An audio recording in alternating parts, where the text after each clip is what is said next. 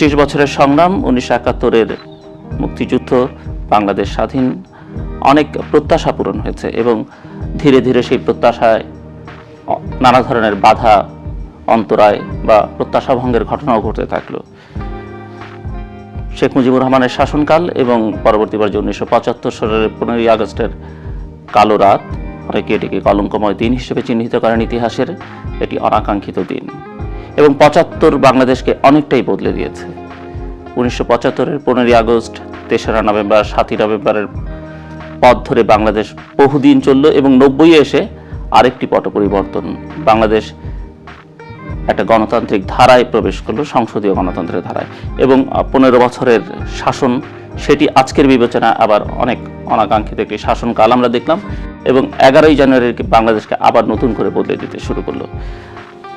এই সব ঘটনাবলী নিয়ে কথা বলবার জন্য, ইতিহাসের এই নানান অধ্যায়, অজানা অধ্যায়কে জানবার জন্য আমরা 1975-এর নানান পট পরিবর্তনের সঙ্গে ওতপ্রোতভাবে সংশ্লিষ্ট একজনকে আজকে স্টুডিওতে আমন্ত্রণ জানিয়েছি।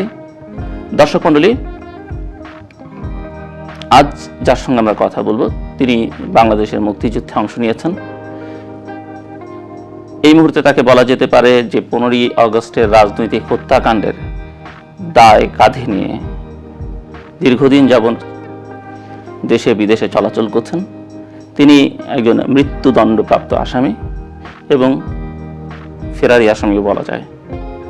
দর্শক মণ্ডলী, আমাদের আজকের অতিথি অবসরপ্রাপ্ত লেফটেন্যান্ট কর্নেল খন্দকার আব্দুর রশিদ। কেমন আছেন আপনি? জি, আমি আপনাদের দোয়া এবং বাংলাদেশের জনগণের দোয়ায় ভালোই আছি। তবে প্রতিটি মুহূর্তেই বাংলাদেশের কথা এবং বাংলাদেশের জনগণের কথা মনে আসে। আর আজকের এই অনুষ্ঠানের জন্য আপনাকে অশেষ ধন্যবাদ, কারণ 1975 সাল থেকে নিয়ে এ পর্যন্ত সত্যিকার অর্থে 15ই আগস্টের ঘটনাগুলো, তার আগে সেটা কিভাবে সংঘটিত হয় এবং পরবর্তীতে কি ধরনের নানাভাবে যে বিট্রিয়াল হয়েছে সেগুলির কথা বাংলাদেশের জনগণ জানেন না এবং সেই সত্যি কথা আজ পর্যন্ত সময় ও সুযোগের অভাবে বলাও হয়নি। সুতরাং আজকে আমি মনে করি বাংলাদেশের যে বর্তমান পরিস্থিতি, সেই পরিস্থিতি বাংলাদেশের রাজনীতিতে যারা রাজনীতি করে আসছেন তাদের সবাইরই মুখোশ পুরোপুরিভাবে খুলে গেছে। সেজন্য আজকে আমার মনে হয় যে এই সত্যি কথা বলার সুযোগ এসেছে এবং দিন এসেছে এবং আমি বিশ্বাস করি এতে বাংলাদেশের জনগণ উপকৃত হবে। ব্যক্তি স্বার্থে আমি আগেও কোনোদিন কোনো কিছু করিনি এবং এখনো ব্যক্তি স্বার্থ হিসেবে চিন্তা করে আমি কিছুই বলিনি। আমার জিজ্ঞাসা হচ্ছে, একটি হত্যাকাণ্ড তার দায় স্বীকার করে নিয়ে এবং মৃত্যুদণ্ড মাথায় নিয়ে অনেকটা ফেরার জীবন পালন করে আপনি কিভাবে ভালো আছেন?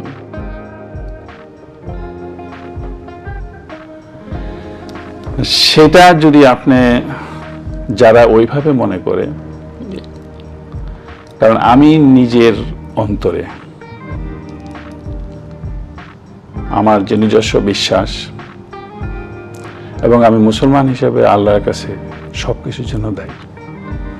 সুতরাং সেই হিসাবে আমি যখন চিন্তা করি যে আমি ভালো থাকার পেছনে আমার একটাই চিন্তা যে আমি এমন কোনো কাজ করিনি যার জন্য বাংলাদেশের কোনো নাগরিক এবং বাংলাদেশের জনগণ বা বাংলাদেশ কোনো ক্ষতিগ্রস্ত হতে পারে। এবং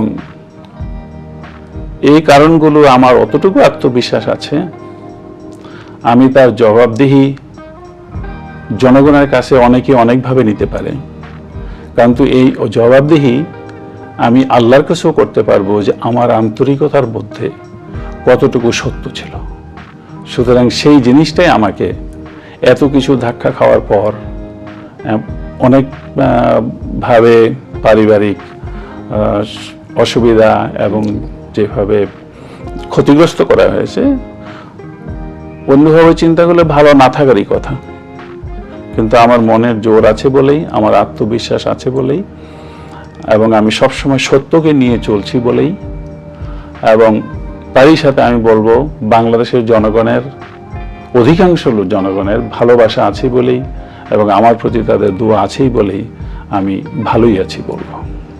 জি, এখন সেই অর্থে কোনো টেনশন বোধ করছেন এবং মনে করছেন যে ঝড়ঝঞ্ঝা মানুষের সব মানুষের জীবনেই থাকে, যেটুকু আছে সেটুকু দিয়ে যে বাকি জীবনটা পার করে দিতে পারবেন? জি, ইনশাআল্লাহ অতটুকু মনের জোর আমার আছে। যত কষ্টই নিতে হয়নি কেন, যত রিস্ক আগেও নিয়েছি, বরঞ্চ আগের তুলনায় ইন্ডিপেন্ডেন্স ওয়ারের তুলনা যদি আপনি নেন, সেখানেও একটা লাইফের ধাক্কা। স্বাধীনতা কবে হবে, স্বাধীনতা যুদ্ধে আপনি মরবেন কি বাঁচবেন, তাছাড়া 15ই আগস্টই ধরেন, 15ই আগস্টে আপনি মরবেন কি বাঁচবেন, এটা হবে কি হবে না, ঠিক, তার কোনো নিশ্চয়তা নেই। তো সেই জন্য বরঞ্চ এখন যা আছে সেটা তো আপনার ওদের চেয়ে তুলনামূলকভাবে রিস্ক অনেক কম।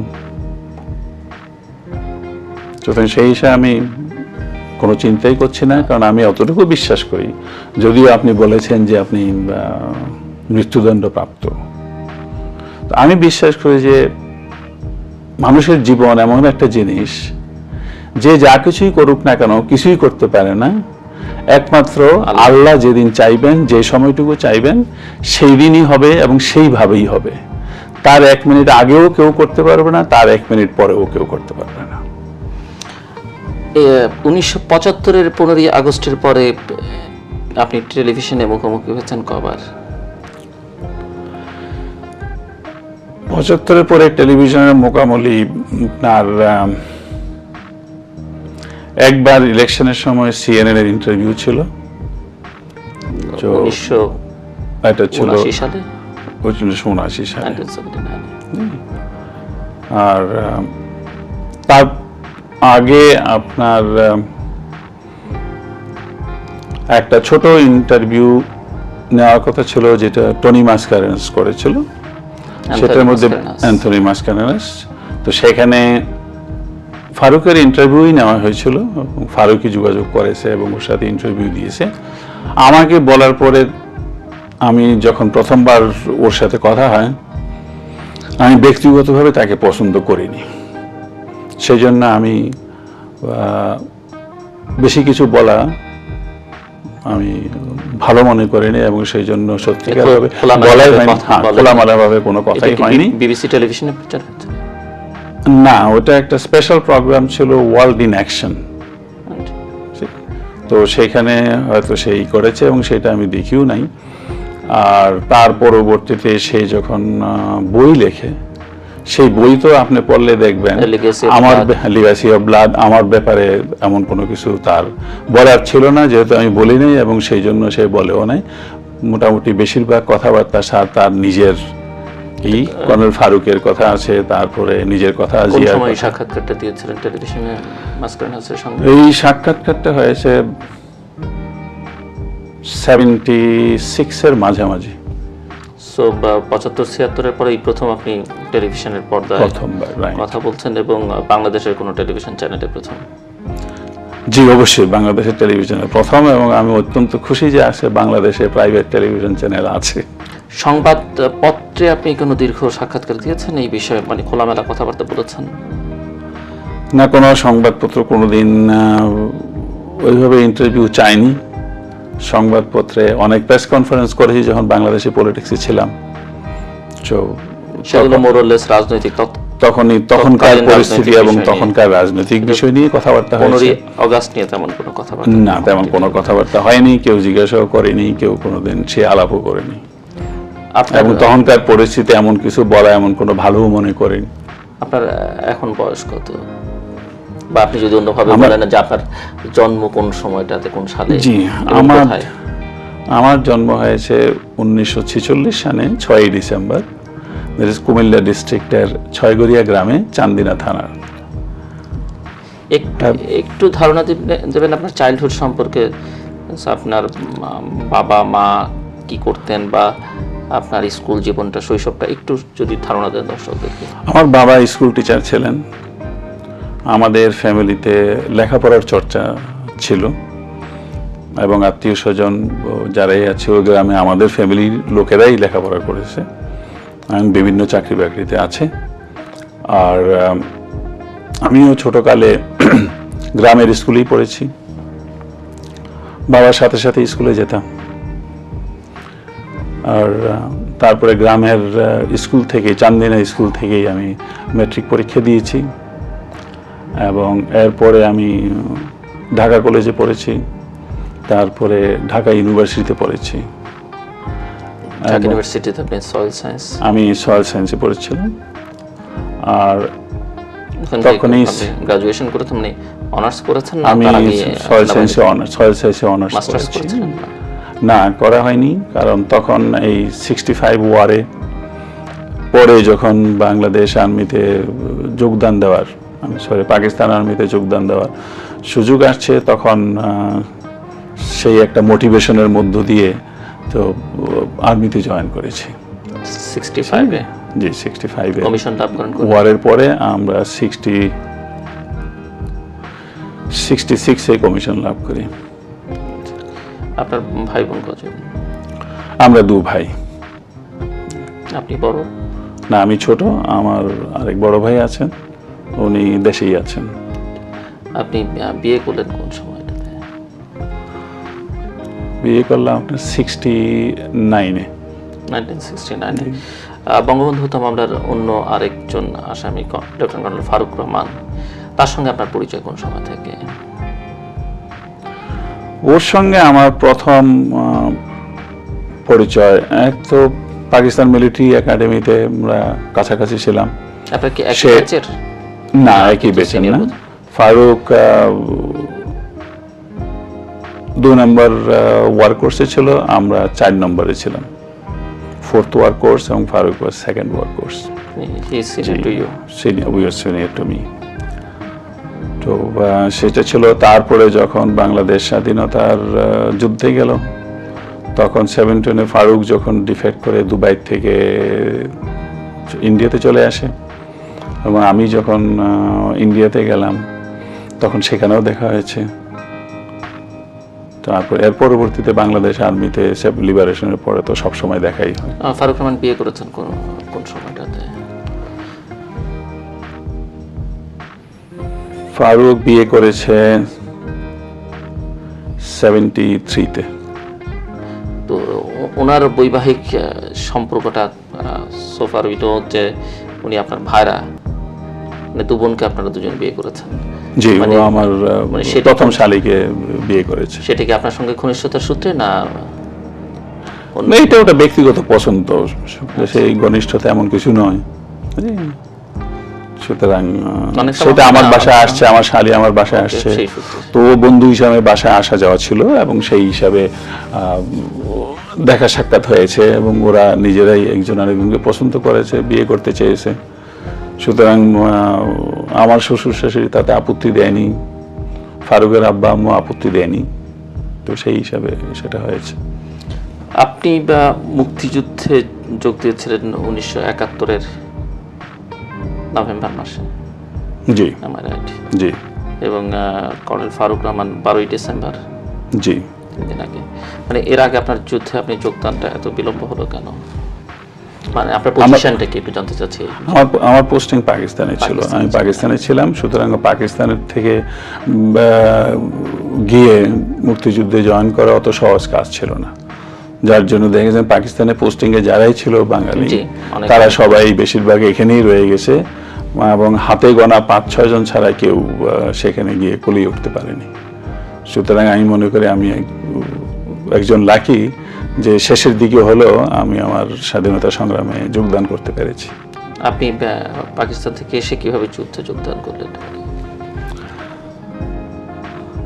আমি শেষের দিকে অক্টোবর মাসে আপনার ছুটিতে যাই, ছুটিতে গিয়ে আমি ভারতে চলে যাই, আর ফেরত আসিনি। এবং ভারত থেকে জয়েন করেন যুদ্ধে। জি। ফারুক রহমান সাহেবটা জানা আছে আপনার, যে উনি তো 12ই ডিসেম্বর যোগ দিয়েছিলেন, উনি কিভাবে যোগ দিয়েছিলেন? ফারুক সে পাকিস্তান আর্মি থেকে ডেপুটেশনে আবুধাবিতে ছিল। আচ্ছা।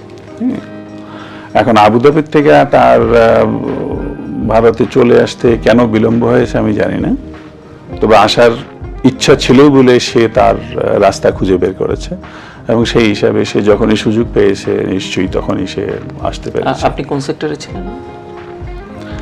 আমি ছিলাম আপনার জেড সেক্টরে। তৎকালীন মেজর জিয়া আপনার সেক্টর কমান্ডার। হ্যাঁ, জিয়াউর রহমান ওয়াজ দি সেক্টর কমান্ডার। এবং আবার এখানে আগরতলা ক্যাম্পে খালেদ মোশাররফও ছিল।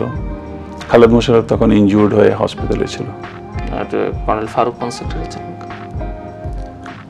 কর্নেল ফারুক আমার ঠিক মনে নাই, ওর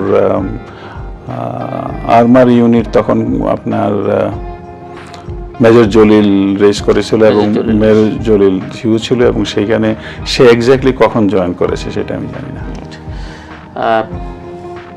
মুক্তিযুদ্ধটাকে আপনি কিভাবে দেখেছেন আর কি, যুদ্ধে যোগদানের আগে বা সেই সময়টাতে বাংলাদেশের স্বাধীনতা সংগ্রাম, মুক্তিযুদ্ধ নিয়ে আপনার ভাবনাটা কি ছিল?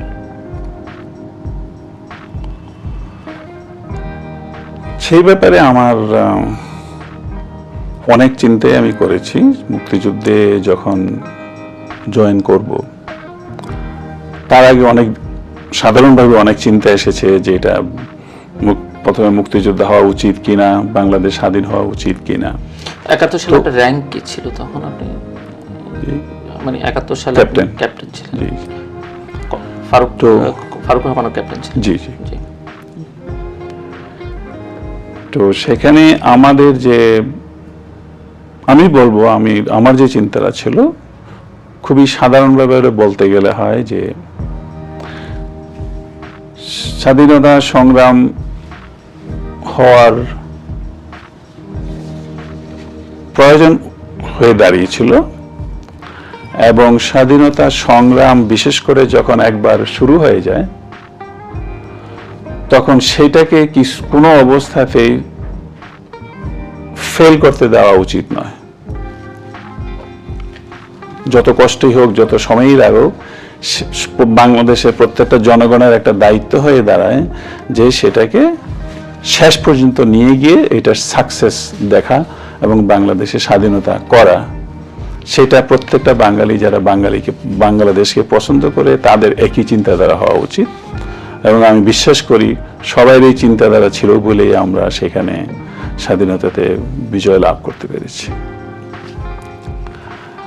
এবং সেই জন্যই সবসময় সুযোগ খুঁজেছি যে কোন সময় সুযোগ হবে, এবং সেই সুযোগ পাওয়া মাত্রই সেখানে আপনার